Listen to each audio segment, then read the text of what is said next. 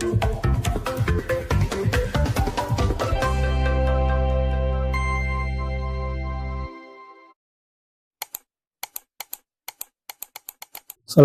warahmatullahi wabarakatuh.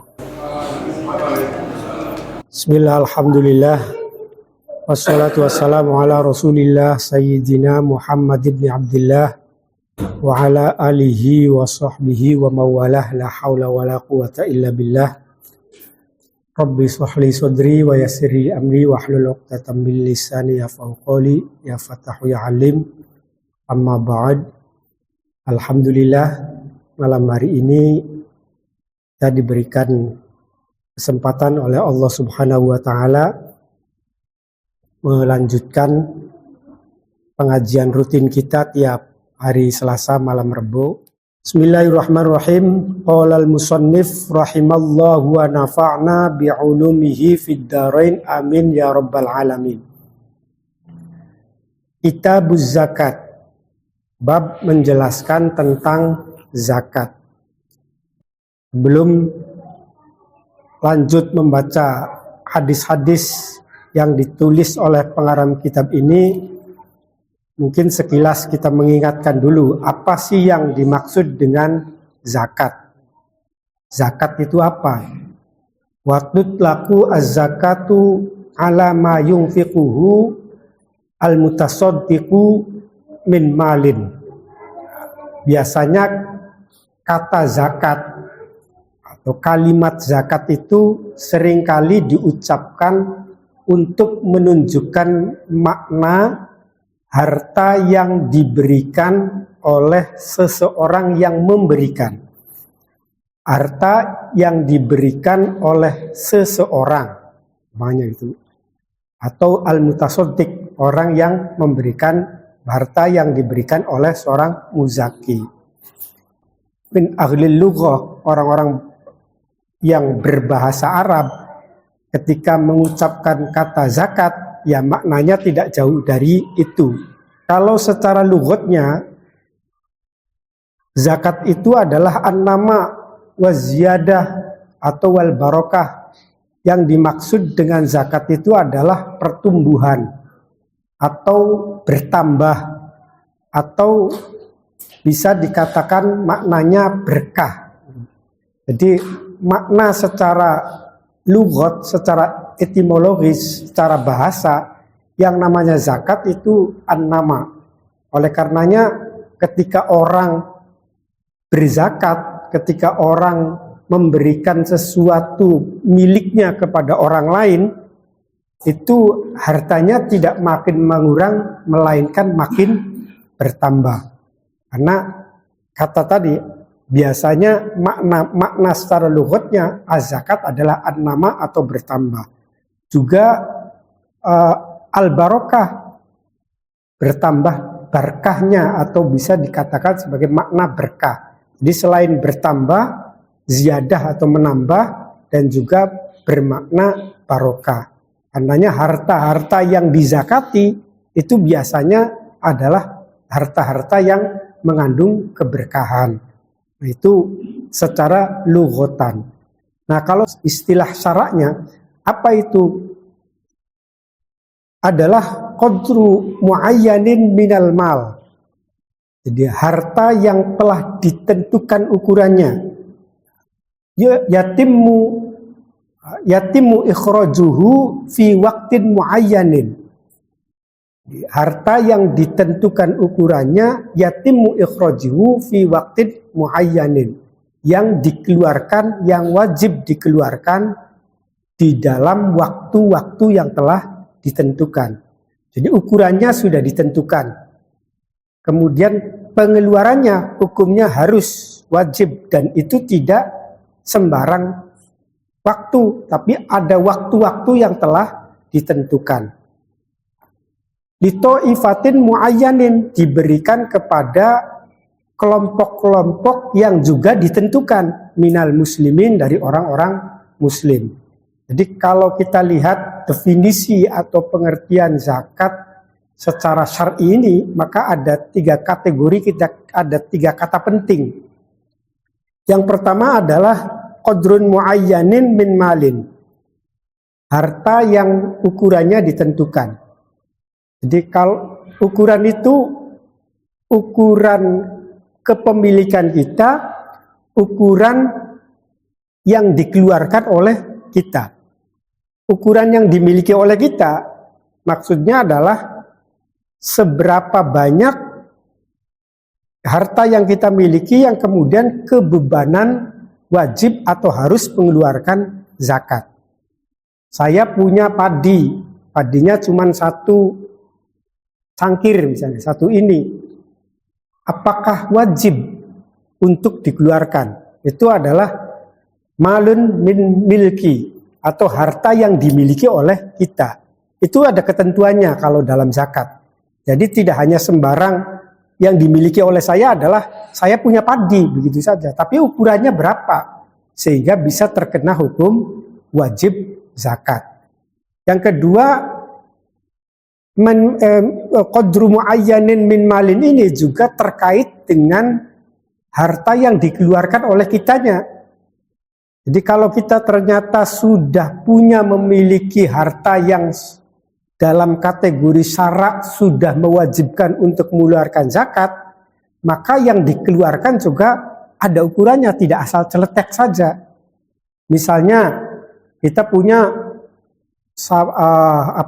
onta 5 misalnya, kita punya onta 5, lalu kita kemudian asal keluarkan, udah untuk zakatnya kita keluarkan ayam aja 1 misalnya, atau kita keluarkan uang 1.000 aja lah, 2.000 aja misalnya.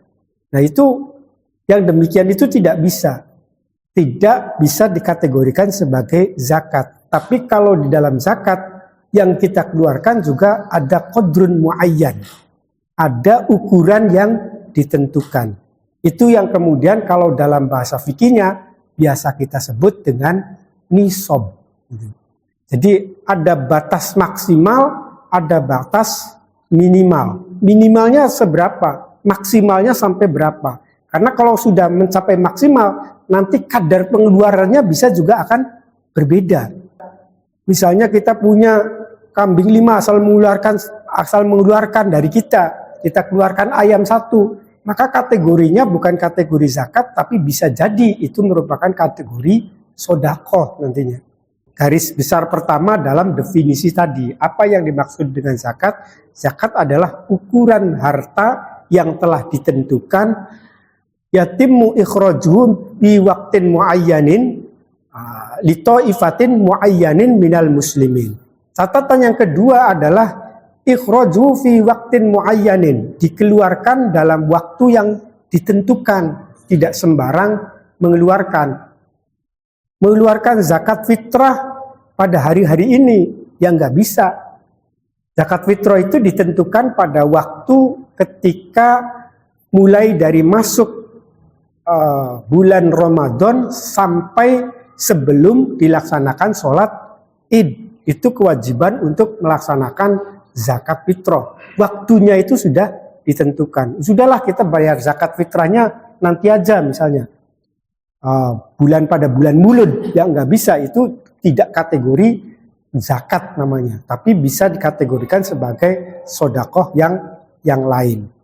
Begitu pula misalnya terkait dengan zakat-zakat yang lainnya, dalam zakat tijarah, zakat dagang, ada aturan atau batas waktu haul, artinya putaran 1 tahun. Saya dagang mulainya ini pada 1 Januari misalnya. Itu kewajiban itu mulai muncul ketika Januari tanggal 1 muncul. Jadi Januari hari ini 2025, nanti Januari 2026 itu harus mengeluarkan zakat. Nah, kalau misalnya dikeluarkan sebelum haul, sebelum 1 tahun berputar, ya nggak bisa. Itu ada ketentuan-ketentuannya. Selain tadi hartanya juga kadar untuk yang dikeluarkan ditentukan, juga waktu dikeluarkannya itu ditentukan. Yang selanjutnya catatan yang ketiga adalah lito ifatin muayyanatin minal muslimin. Diberikan kepada kelompok yang telah ditentukan, kelompok-kelompok orang-orang muslim yang telah ditentukan. Sudah kita sih berikan pada si A saja, Padahal si A itu tidak menjadi bagian dari muayyanatin, tidak ditentukan. Kepada si A yang sudah punya kapal terbang, kepada si A yang sudah punya lapangan sepak bola misalnya, alias orang kaya, ya itu nggak bisa. Pemberian itu berarti memberikan sesuatu yang tidak sesuai dengan apa yang telah ditentukan. Nanti namanya bukan zakat lagi, bisa jadi itu hadiah. Atau apa misalnya, kalau sodako misalnya sodako dari yang atas ke bawah, kalau memberikan dari bawah ke atas bisa jadi menjadi hadiah misalnya. Penentuan siapa kelompok-kelompoknya. Nah, asnaf-asnaf minal lito'ifatin muayyanatin minal muslimin itu, kelompok-kelompok yang ditentukan itu biasanya kita kenal dengan 8 kelompok gitu. Apa saja? Pertama adalah orang fakir. Kalau orang fakir itu ini paling orang yang status ekonominya paling parah nih, orang fakir itu. Untuk kehidupan primer sehari-hari saja tidak bisa. Itu fakir. Jadi orang yang tidak memiliki pekerjaan, tidak memiliki harta untuk kebutuhan primernya. Yang kedua, miskin. Orang miskin ini agak naik lagi. Dia hanya cukup untuk kebutuhan sehari-harinya saja. Hanya cukup untuk kebutuhan dirinya, mempertahankan hidup. Cuman itu. Jadi boro-boro untuk bisa kebutuhan yang lain. Itu namanya orang miskin. Tapi kategori fakir miskin biasanya disebutkan dalam satu kalimat. Menyebutkan dalam satu kalimat itu sebenarnya hanya mempertegas kalau di dalam kaidah lughatil arabiyah dalam ilmu nahwu itu. Jadi maknanya bukan menggabungkan antara status kefakiran dengan status kemiskinan yang kemudian menjadi paling bawah sekali misalnya. Itu tidak maknanya. Kalau kita menyebutkan kata fakir miskin, itu kalau dalam ilmu nahwunya bukan berarti dia menunjukkan status paling rendah sekali, melebihi rendahnya fakir misalnya. Enggak begitu maknanya. Yang ketiga, amil. Amil adalah orang yang mengurus, orang yang menangani terhadap zakat. Jadi ada panitianya lah, panitia zakat, amil zakat. Diperbolehkan untuk mendapatkan harta zakatnya. Komisioner Basnas itu boleh enggak mendapatkan zakat? Ya bisa, tapi dalam konteks pelaksanaan yang kita lihat sekarang ini biasanya itu muncul pada kategori gaji. Kategori gaji. Nah, itu diambilnya ya dari mana? Ya dari harta tadi, harta sodako, harta zakat yang kemudian dilimpahkan kepada amil. Ada dana operasional lah kalau bahasanya. Yang selanjutnya adalah mu'alaf. Mu'alaf itu orang yang baru masuk Islam. Jadi tadinya tidak mengenal Islam, yang kemudian dengan hidayah dari Allah Subhanahu wa taala dia menjadi tertarik dan masuk terhadap agama Islam. Mu'alaf ini kebanyakan ulama tidak menjelaskan dan bahkan merata kepada siapapun. Artinya setiap orang yang baru masuk menjadi Islam, apakah dia orang kaya, apakah dia orang miskin, kategorinya adalah mu'alaf berhak mendapatkan harta zakat. Yang kelima adalah rikob. Rikob itu bisa kita maknai dengan orang yang tertindas atas orang lain. Biasanya dimaknai sih sebenarnya adalah budak. Rikob itu budak, orang yang berada di dalam kekuasaan orang lain. Dia tidak merdeka. Orang yang dijajah oleh bangsa lain misalnya, atau orang yang sedang dipenjara oleh penguasa yang dolim, ya, itu kategorinya adalah kategori rikob. Memang pada umumnya kalau kita lihat pemaknaan ini pada beberapa literasi atau turos-turos kitab-kitab kuning, itu semuanya mengarah pada makna budak. Yang selanjutnya gharim. Para gharimin ini adalah orang yang terbelit hutang. Begitu dapat duit langsung membayar utang. Utang terus saja. Dan ini kebutuhan hidupnya menjadi terbengkalai. Itu ghorimin. Yang ketujuh, fisabilillah, orang yang sedang berjihad di jalan Allah. Orang yang berjihad di jalan Allah itu bisa orang yang sedang berperang, atau bisa orang yang sedang tolabul ilmi, orang yang sedang mencari ilmu. Jadi kalau misalnya ada Basnas sekarang, itu zakatnya diberikan dalam bentuk beasiswa bagi orang-orang yang sedang belajar, apakah sedang kuliah, apakah sedang sekolah, dan lain sebagainya. Dari zakat, harta zakat misalnya, itu ya boleh. Karena apa? Karena orang-orang yang sedang belajar itu kategorinya adalah kategori fisabilillah, orang yang sedang berjuang di jalan Allah. Kalau di banyak pesantren biasanya seringkali zakat itu dikumpulkan dan kemudian diberikan kepada para santri atau para pelajar. Yang terakhir, Ibnu Sabil, anak edalan. Maksudnya apa itu Ibnu Sabil? Ibnu Sabil adalah orang yang sedang bepergian, kentokan ongkos, orang bisa balik. Nah itu juga bisa. Misalnya kita menemukan kasus, tiba-tiba hari raya ada orang yang datang ke masjid ini. Dia kehabisan ongkos, nggak bisa pulang. Maka boleh untuk dikeluarkan dari harta zakat. Nah itu ada 8 asnaf. Lito ifatin muayyanatin. Kalau diberikan kepada selain 8 kelompok tadi, bagaimana? Ya bukan kategori zakat. Zakat itu harus diberikan kepada samaniyah asnaf tadi. Kemudian macam-macamnya zakat. Ada berapa sih macamnya zakat itu, jenisnya zakat? Ada zakat fitrah, ada zakat mal. Ada lagi yang baru sekarang, itu zakat profesi. Zakat profesi. Kalau zakat fitrah itu dikeluarkan pada saat masuk awal bulan Ramadan sampai menjelang sholat Idul Fitri. Itu zakat fitrah. Tujuannya apa dikeluarkan itu? Tujuannya adalah litazkiyatin nafsi, untuk membersihkan jiwa. Ini arahnya beda ini. Wa wajibun ala kulli muslim. Zakat fitrah itu kewajiban bagi setiap orang muslim. Wajib kabeh. Wajib untuk mengeluarkan zakat. Biasanya dalam ukuran kita itu adalah 2,5 kg beras atau 3 kilo untuk lebih amannya. Yang kedua zakat mal. Zakat mal tujuannya apa? Litazkiyatil mal, untuk membersihkan harta. Jadi kalau tadi membersihkan jiwa, kalau yang kedua itu adalah untuk membersihkan harta. Kenapa harta harus dibersihkan? Karena ya kita tahu prakteknya sangat sulit sekali dan mungkin ketidakjelasan kita. Apakah dipastikan harta yang kita peroleh itu 100% halal misalnya. Baik dari sumber awal sampai kepada saat kita menerima. Boleh jadi itu menjadi bagian dari yang tercampur antara sesuatu yang syubhat.